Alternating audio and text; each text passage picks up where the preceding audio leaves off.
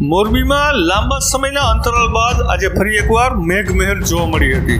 મોરબી જિલ્લામાં આજે 25 ઓગસ્ટ એટલે કે સાતમના દિવસે મેઘરાજા અવિરત વરસ્યા હતા. જેમાં વાત કરીએ તો હળવદ અને વાંકાનેર પંથકમાં ભારે વરસાદ પડ્યો છે. વાંકાનેરમાં 6 ઇંચ વરસાદની સાથે હળવદમાં છેલ્લા 4 કલાકમાં જ 6 ઇંચથી પણ વધુ વરસાદ નોંધાયો હતો. અને ઘણા લાંબા સમય બાદ એવું બન્યું છે કે મચ્છુ નદી બે કાંઠે વહી હતી અને હજુ પણ વરસાદ વરસી જ રહ્યો છે.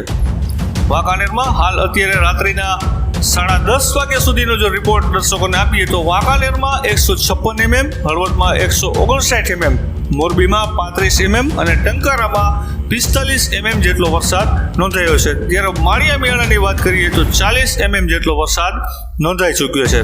મોરબી જિલ્લામાં સૌથી વધુ વાંકાનેર અને હળવદમાં 6 ઇંચ જેટલો વરસાદ નોંધાઈ ચૂક્યો હતો.